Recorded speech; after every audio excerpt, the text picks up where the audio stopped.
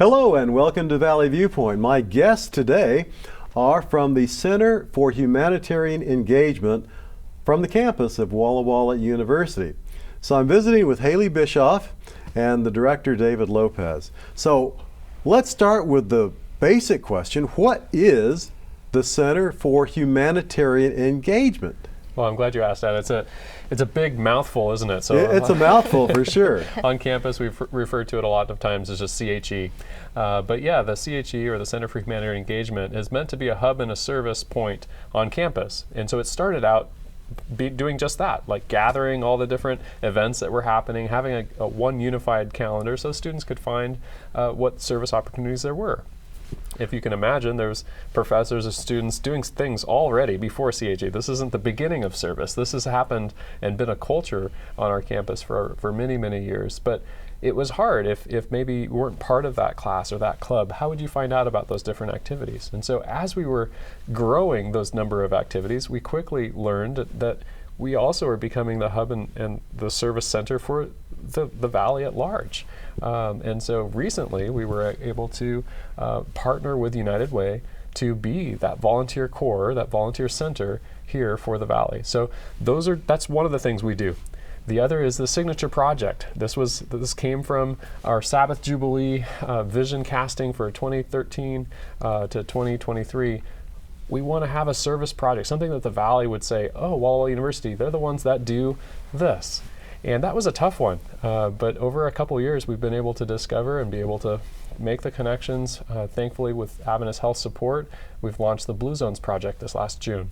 And so that's really making healthy, happy choices available to people in our Valley, and I think that that's going to be a great thing to come. The other piece that we really focused on is service learning. So you're learning all these different things, but how can we implement that? How can we help others around us with those things that we're learning? So giving students credit for things that they're already doing in the community that might pertain to their academic career.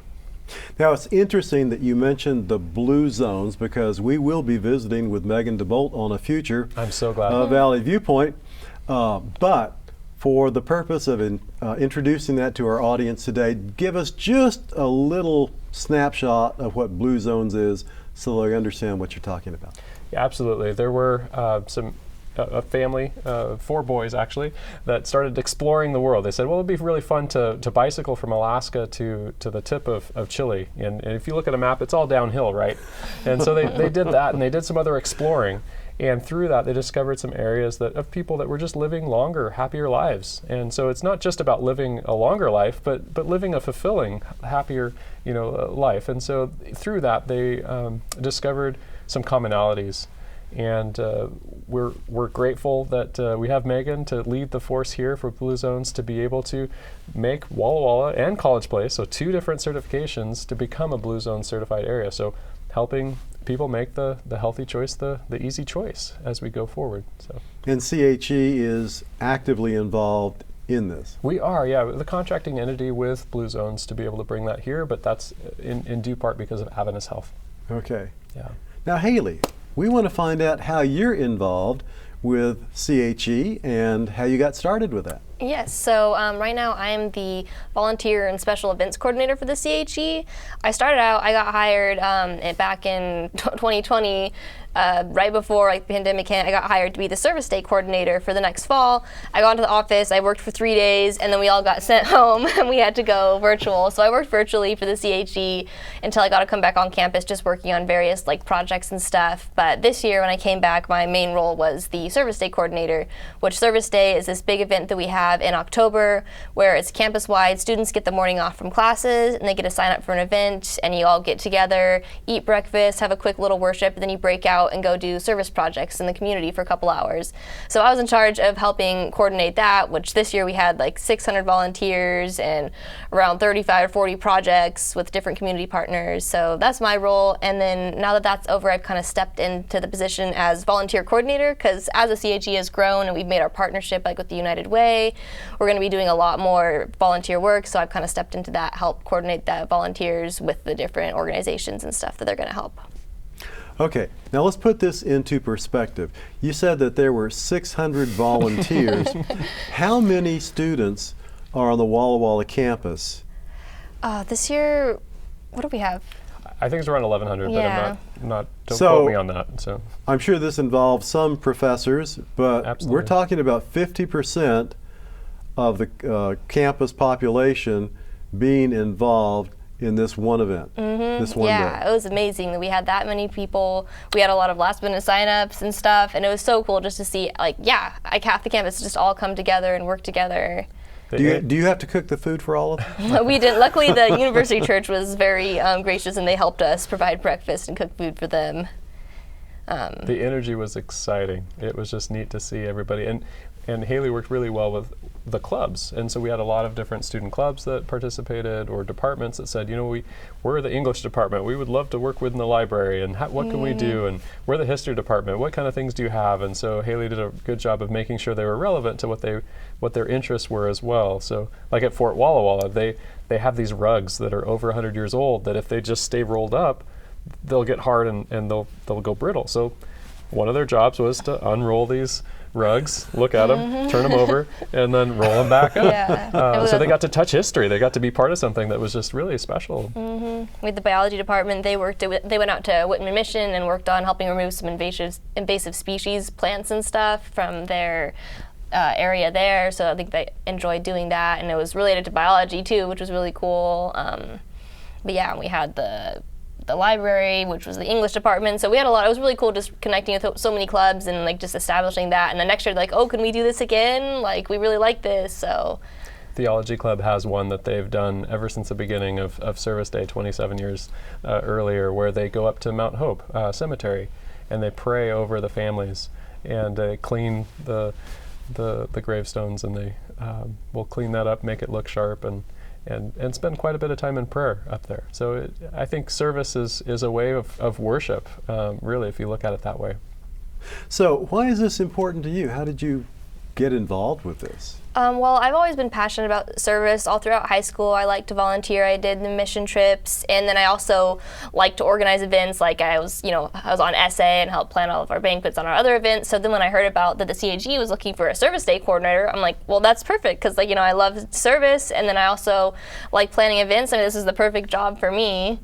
So I got connected with that, and I've really enjoyed it. So you were used to planning banquets, so feeding 600 people was just the perfect match for you, right? Yeah, somewhat. It was a much larger scale than I was used to, but it was a great learning experience, and I had a lot of fun planning it. Now, tell us, David, how this intersects with our community at large. What kind of interactions do our students get to have as a result of CHE? Yeah, so some of it comes through Service Day as just an introduction to those areas. So each of those agencies that we partnered with to pull this off, they took the time to really help the students understand, like, this is why we're here in this community, this is what we do, and by you coming and doing this and partnering with us in this way, this is the benefit that it's going to be for the community. And so we actually had, from 2 years ago when we were actually able to do Service Day, the last time we were able to do it, before COVID, there was a student that participated with the Blue Mountain Therapeutic Writing group, and they have horses that they will take, I don't know if it's patients, but they'll take kids and they'll take people on and they'll ride through and they'll have this interaction with.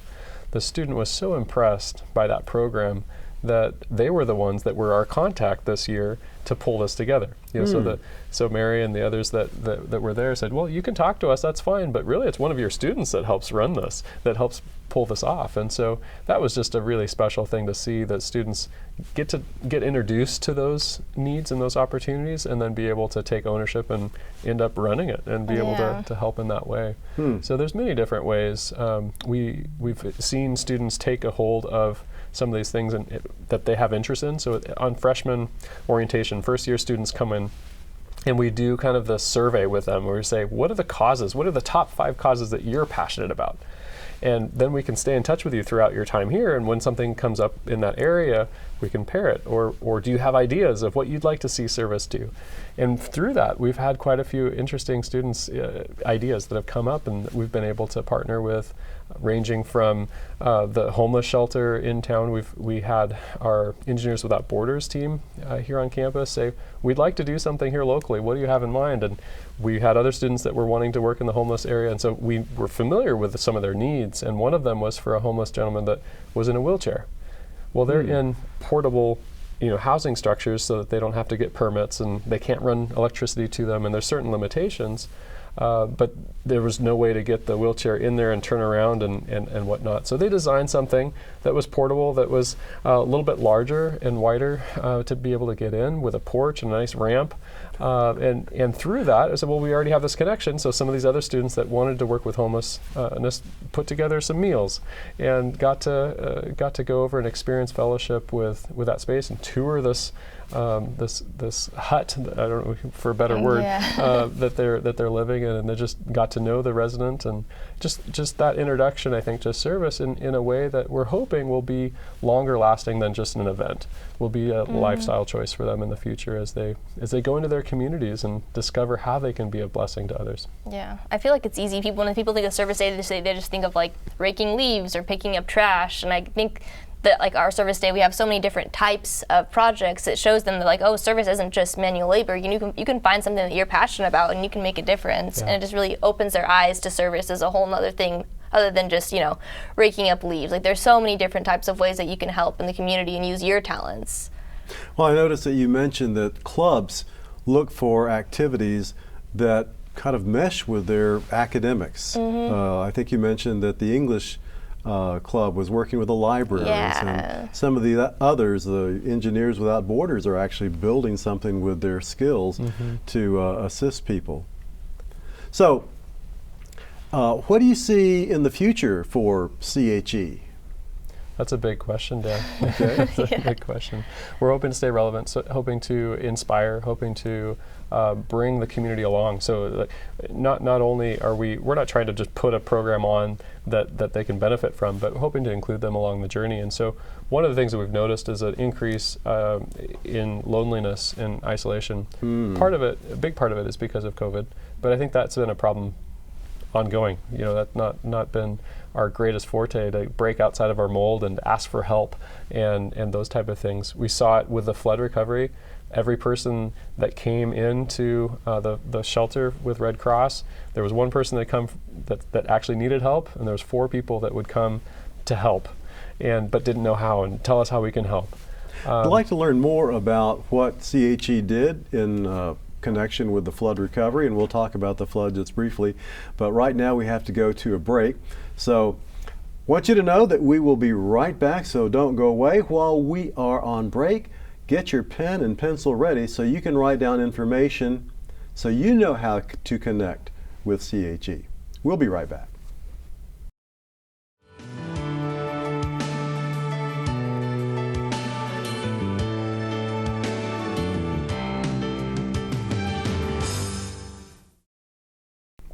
Hello and welcome to Valley Viewpoint. If you are just joining us, my guests today are David Lopez and Hailey Bischoff from the Center of Humanitarian Engagement at Walla Walla University.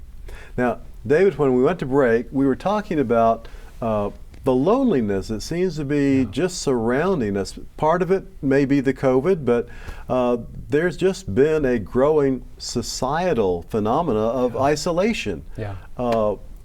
What does CHE have to do with that? Well, we're trying to battle that. We're trying to see what are the obstacles in the way. And one of the things I observed with my own neighbor was, this is all happening. Shutdowns are there. It's real. I'm headed to Walmart. Knock, knock. Do you need anything? 82-year-old, single. Lives by herself, lady. No, I'm good. Thanks for checking. That sustainability of I can do this myself is there. We're very independent in that way. And it took daily visits. It took months of checking in. It took these flowers are amazing. What do you do? How do we have the same earth here? What can you help me? And showing some interest really, and creating a relationship, not just a how you doing, neighbor, but a true, genuine relationship. And so one of the things we noticed was, if you want that, you need to create the relationship. How do you create a relationship? Well, people are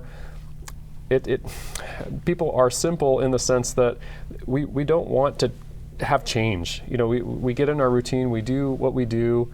I'm tired at the end of the day. Like, let me go to my place and I'm done. Let me close my door. And so many people, all my neighbors around, will drive into their garage and shut the garage, and you don't see them again until the next morning when they open it up again. So CHE created this challenge, this weekly challenge that we want to, hopefully will spread, that will be like a ripple in a lake that will just continually, we don't know what the impact will be, but it should spread out, that will just give you incentive, give you a challenge to play a game with us, play a challenge with us. It's not us telling you have to do this, but hopefully you'll see this as an opportunity to get to know the neighbors around you.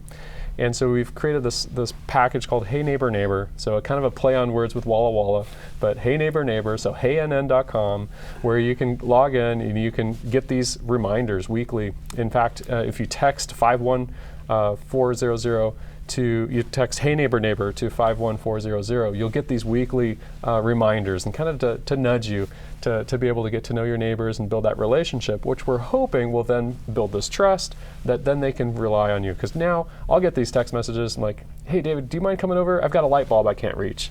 My car battery's dead. This is happening. And I'm so happy that she feels comfortable with me to be able to have that relationship. Our kids call her grandma now, and she's been over to our house, and we have her on our growth chart. When she turned 83, we marked it up there, and it's just, I wouldn't change it for the world. And so we're hoping that'll spread, that we'll get to know each other, get to be able to isolate, to combat this isolation. That is just a natural thing that's happening by technology that we have and access to all these different things. We can do things ourselves, but right. Can we? I think we're going to be way better off if we will break through those barriers and get to know each other a little bit better. Now, just before we went to break, you also mentioned a flood that happened right before the COVID hit that you were talking about earlier. What has CHE done to help with the flood that went through Walla Walla and Umatilla counties back in 2019? That's a whole nother episode, but it was a tough thing to understand where we could help. I remember calling Liz Jesse from the emergency management system. We've got students, what can we do? She says, I don't know. Oh, and then I got a call 30 minutes later, if you come over here, we can put together sandbags. And so it was 3 o'clock as I was picking up my kids from Rogers, got the call, I said, Crosby, we're gonna go make some sandbags. I called the office and there was a student worker that was there. I was like, do you have time? Let's go.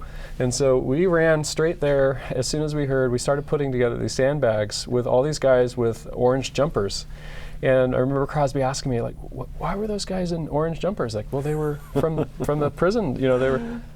He was so excited to get home and tell his brothers that he got to meet all these bad guys, and put together these sandbags. But that was just the start. The next day, there was more than 700 people that showed up to put together sandbags from the community. And then you said, now what? How do we get these to the right people? How do we help from here? Anyhow, we ended up setting up a phone bank system where people were calling in, and we hundreds of phone calls. We ended up mapping each one of those and sharing that information with the county and with like 7 other agencies that ended up helping. But there was a lot of mucking. We went to the houses and got mud out and to help them with the recovery process. A whole disaster recovery group of people was formed out of that, which we got to co-lead, which was really neat, and play the role of the volunteer piece. But probably the most interesting story that came out of that was some students on their own had gone out to find how they could help, and they saw the river had flooded somebody in their house, and so they had this large Jeep. And so they ended up going in there and helping the family take out what they needed from their house on top of the Jeep and ride through. And from that, they called the next day and they said, David, I don't know if you know who came and helped us, but they were in this Jeep. And I was like, I didn't send them. They were just there. That's awesome. I'm glad. Let me try to track them down. But today, later today, we're going up to Kuskuski because that was an area that was really affected too up in the mountains. And so, and she says, oh, there's other people that were impacted. I said, yeah, you were one of many. There was over 120 families in this area. And at that time, we didn't know that number. And she said, oh, I didn't even think about other people. Oh. Where is that again? What time? they ended up coming. Their whole family Really? came to help up in Kuskuski and muck out other people that had been affected, even though they were also living out of a hotel and didn't have anything else to go off of, but they were so grateful that somebody had stepped in to help them at the time that they needed it, that they wanted to pass that on. And I think that is just what inspires me. It gets me excited about people finding their purpose through service and finding ways to connect with others and realize that, you know, we have this grace, we have this generosity that's been given to us. We need to pass it on. Now, Hailey, you're a student. Yes. I'd like to hear a student's perspective. What kind of change has this made in your life or in the lives of your fellow students that you interact with? Well, honestly, the CHE has made a huge impact in my life. I started working for them freshman year. It was actually kind of a crazy story, like how I even found out about the job and stuff. I just was out with a friend for dinner, and we were talking about our jobs on campus. And like she was asking if I had a job, and I was like, no, I don't. Like, I've kind of been looking for one. Like, I applied for one and I didn't get it, and I'd really been praying about it and stuff. And she's like, oh, well, I work for the CHE and we're looking for a service day coordinator. Like, is that something you'd be interested in? I'm like, yeah, actually it is. Like, that fits perfectly, because in high school I did a lot of serving, like community service. We had our service days, we had mission trips, and I loved doing that kind of thing. And then I also liked planning events. Like, I was on SA and I was class president, and I was always kind of in that leadership planning role. So I'm like, service day coordinator, like I can use like my skills for planning and like my passion for service. And it just like kind of was an answer to prayer. So I went and interviewed with David and a couple of the other workers and got hired. But yeah, so working for the CHE has like impacted my life greatly, because it's given me an outlet to serve, and it's also taught me some really great life skills too, you know, with networking and like working with all the other students on campus, and then also working with the community partners. It's really helped improve my communication skills, and it's just super fulfilling, because it's something that I feel like I'm learning skills that are gonna not only help me in life, but like I'm also making a difference and doing things to help people. So really, it's just been a win-win for me. That's how it's affected me personally. That's terrific. That's terrific. Do you see this being replicated in other students as you work with the student body? It's a common theme. It's a common story. There's a lot of these jobs that I could do myself faster, better the first time. Mm-hmm. But instead, I think we take the time to say, you know, Hailey and others, this is how you could do it. What do you think? You know, this is what we need to get done. What do you think we could? What's the best way to do it? And they'll come up with ways that I never thought of, and they'll end up doing it better than I could have done it. But it's been a growth experience for all of these students. It's really, really rewarding when they come back and say, well, I just had this interview and they said I had it, you know, before. Well, you were the one of them that she got a job before the interview was even over, because of her involvement with service and because of her passion for experience and experience in doing these things. So it's that's why we're doing it. Now, you said that initially your role at CHE was this service day coordinator, but that it has morphed or grown bigger than that. So what exactly do you do now that this has expanded? So I was originally service day coordinator, but then once service day was over in October, I'm like, well, I still have this whole year. Like, I could start planning for next service day, but I still have more time that I could spend. So now, especially with the CHE expanding and our partnership with United Way, and we're hoping to get all of the community partners on one like platform for like volunteer type management stuff. So I've kind of stepped into not just service day coordinator, but an overall volunteer coordinator and special events coordinator. So whenever we have an event that needs volunteers, I'd kind of be the person to try to help make sure it gets promoted, and then I work with a community partner to help them create the event and help them promote it too. So that's kind of what I'm stepping into. Okay. So as you look ahead, what kind of things will happen during the rest of the school year? Service Day is behind us. What kinds of events or activities are planned for the near future, the remaining quarters in this year? Well, we have lots of little events to go on, and then also we are doing a tri-college service day in spring quarter in April. So we're partnering with the community college and with Whitman and having a service day with all three of them. So that's kind of in the planning stages right now. And then also every Saturday we have what are called care weekends, where we, from 2 to 4, a group of students go out in the community and do some sort of service. And that's a weekly recurring thing. And then once a month we go to BMAC, the Blue Mountain Action Council, and we help with food distribution there. So like Walla Walla is kind of taken on, like, all right, the second Friday of every month we'll supply 10 volunteers and we'll make sure that that's covered. too. And then we have various other projects. When things come up, we'll be like, oh hey, you know, can you guys help this Friday do this, and we'll put a post out and stuff. Now, David, there may be a viewer right now that's saying, I would like to contact CHE. Maybe they have a resource for you, or maybe they have a need they'd like to express. How do they do this? We would appreciate that. There's many of the best projects that we've tackled that have been just people offering suggestions and saying, hey, I know this person, you know, they might need a little bit of a boost right now, and then connect them with a student. We have one right now that I just am very excited to be able to partner up a student with this person. And so, yeah, we would love those suggestions. Of course, phone, if that's the easiest, 509-527-2100. Okay. Also website, wallawalla.edu/CHE, and then Instagram, che.wwu. Those are 3 ways. But we would love to hear from you, love to stay in touch. Email's also good, che@wallawalla.edu. Listen, thanks to both of you for joining us on Valley Viewpoint, and thank you for joining us. If you have an idea or a concept for a future viewpoint, call us at 529-9149 or email valleyviewpoint@bmt.tv. For Viewpoint, I'm Dan Solis.